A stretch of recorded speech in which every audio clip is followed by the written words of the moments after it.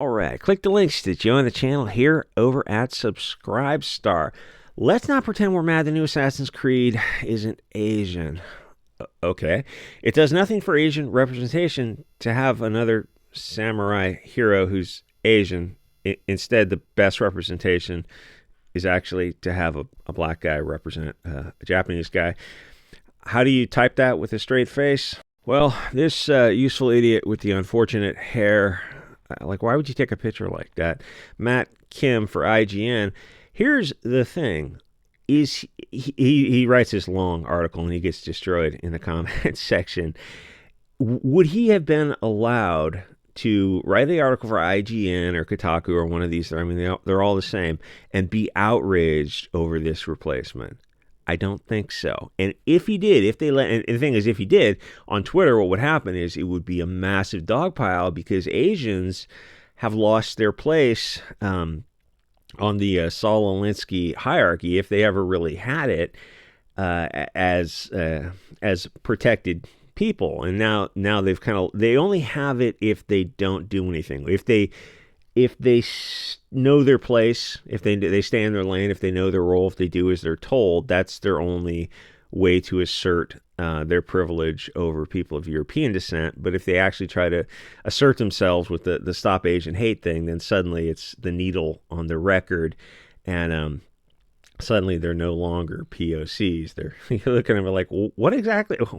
How do you say that with a straight face? What would you think they are? It's like, well, they're the oppressors, the ones who were being abused in San Francisco and the Bay Area and LA. Yeah, actually, that's how it works. They're the oppressors, and they want to call them like white so badly, but they just can't. Where was I going with this? So if he had written that article on IGN, just being outraged that a black guy was replacing a Japanese, they might have let it fly. It would have got massive heat on Twitter, calling him Islamophobic. And then 6 months later, as these digital magazines slowly consolidate, that means that they've been shrinking lately. He would have been one to be laid off, and that's just how it happens. They're not going to fire him right then and there. It's just a few months later, and that happens throughout all the mainstream media. When some of these reporters go after hidden landmines, and they just don't get rehired a few months later. One of them, let me say this very carefully. You know what? I'll skip that. Anyway, so obviously I can't title this.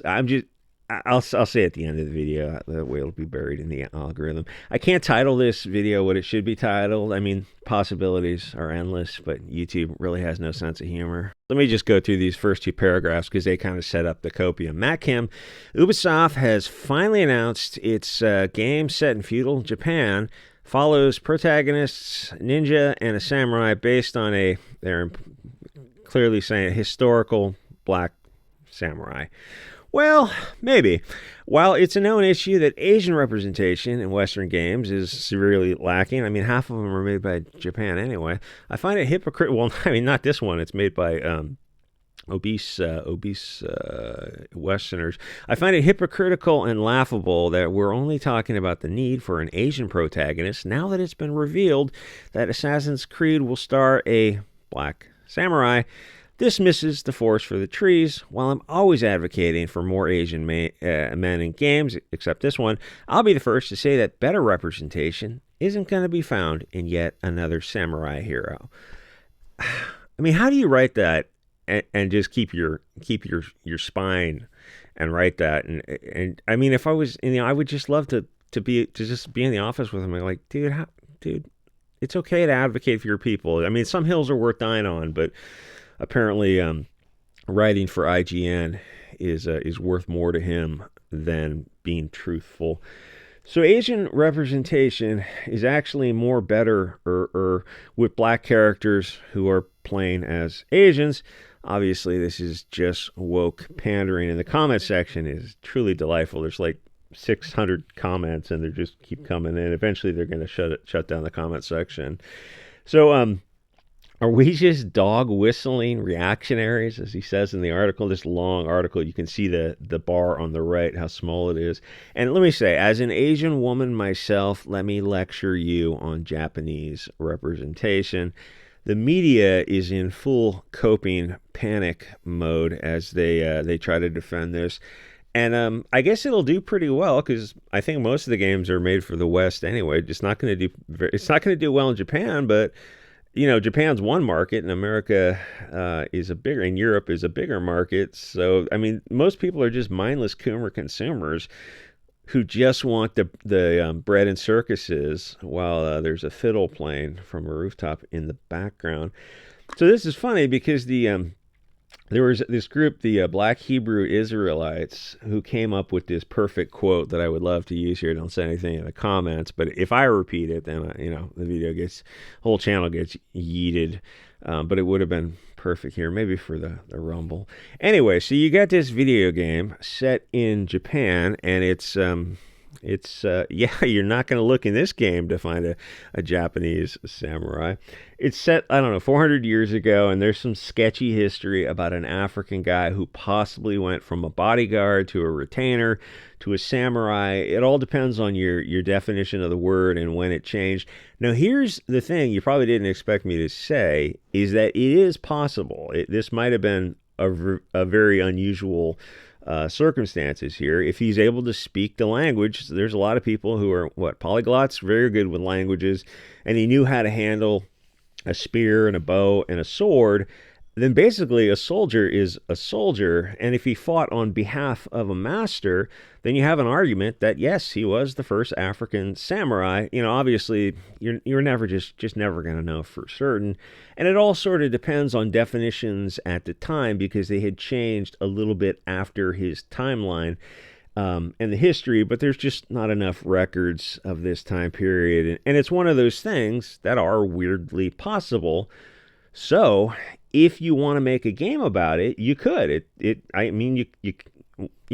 It's just such a weird thing. The one black guy in Japan, I can understand the desire to make a game about it, but to say this, they're making it for the wrong reasons. They're making it to be SJWs and pandering.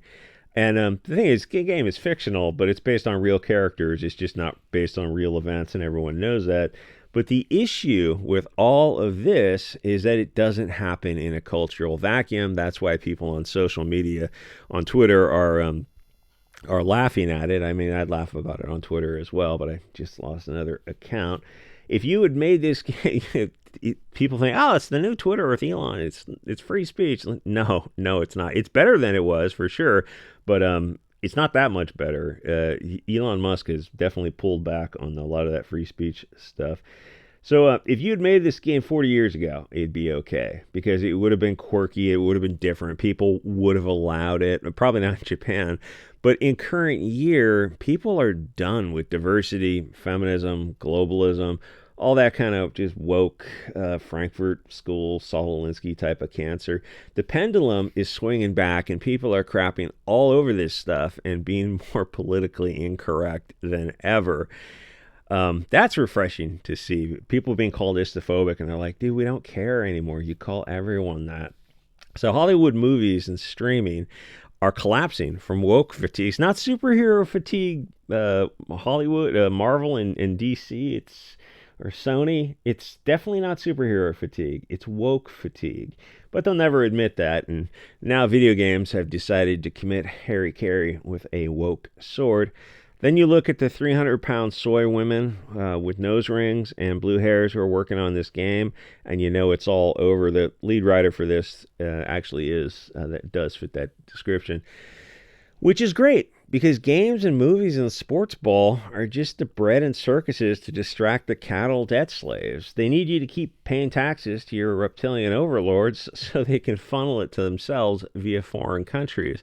Anything that breaks that sophoric drug of displacement activity and gets people to see what's really going on, I'm going to count that as a good thing in the wins column. If you have a mass cult movement where people stop being mindless Coomer consumers, they'd probably form militias and you'd have a civil war because they'd see that, there's no political solution to all this kind of stuff. Anyway, a few decades ago, people might have rolled their eyes and let this black samurai slide, but people are just so sick of all this globalist cancer that they don't let anything slide these days. So Hollywood and games are in a doom loop, a death spiral, because they don't want to dial down woke. But even if they did, it wouldn't work to dial it down piece by piece. You'd have to go all at once and just get rid of it completely, which obviously they're not going to do, because everyone is on a hair trigger. So any amount of woke is going to get people to make, YouTube Rumble videos about this stuff. And it's not just me and my Hugo Boss and Luger saying this as the left-wing strawman version.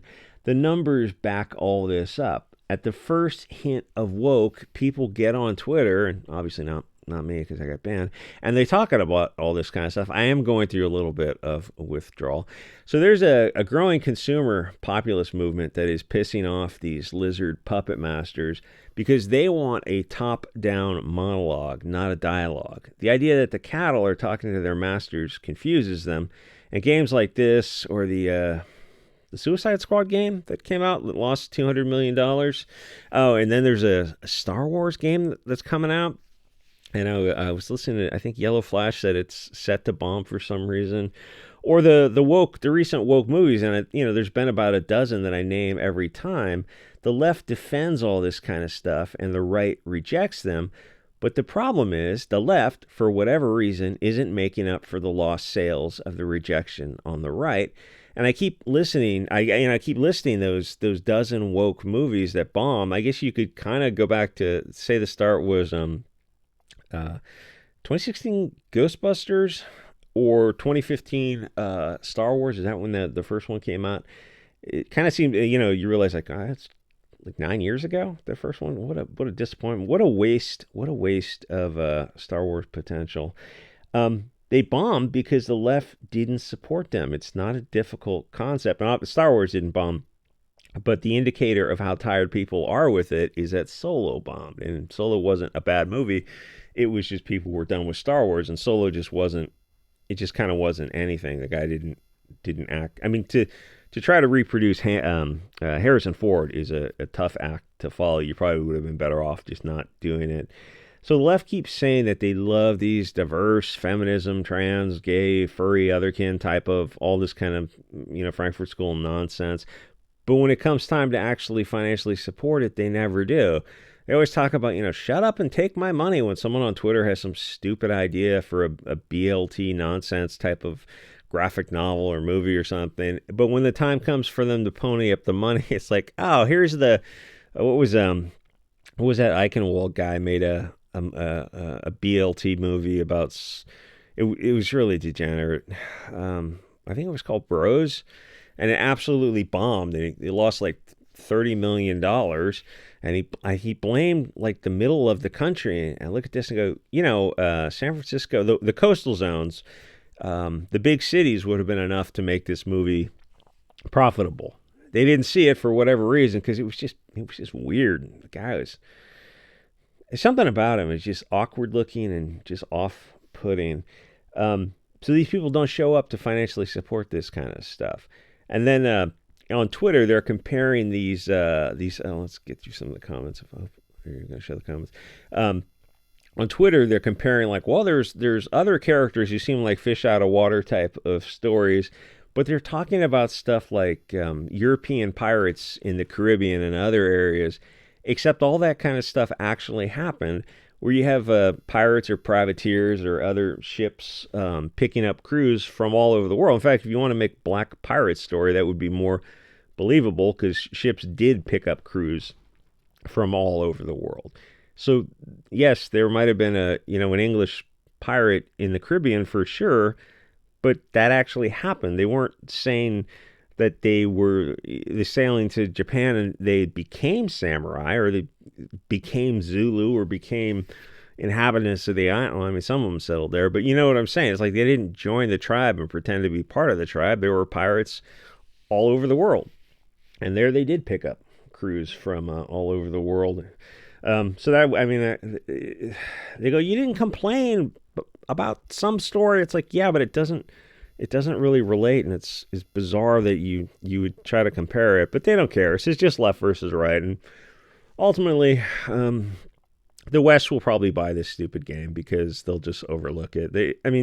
people have the memory spans of, flies over a pond in the afternoon. They just, unfortunately, if there's just so much consumer power out there, if they decided to flex it and actually got together, and it is starting a little bit now, like the Sweet Baby Detected is something. Consumers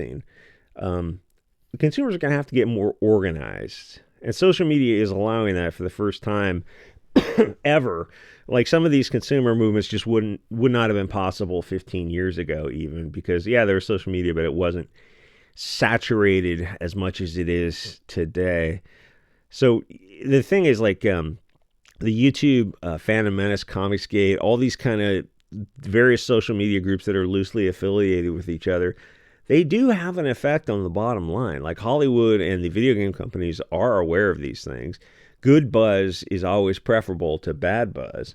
So they are aware of, like, who Gary Neurotic, who that guy is, and who these big YouTube channels, like any channel over 250,000 followers, is having an effect on the purchasing power of people. Anyway, like, comment, subscribe, join us over at SubScribeStar and Odyssey, and I will see you guys on next episode.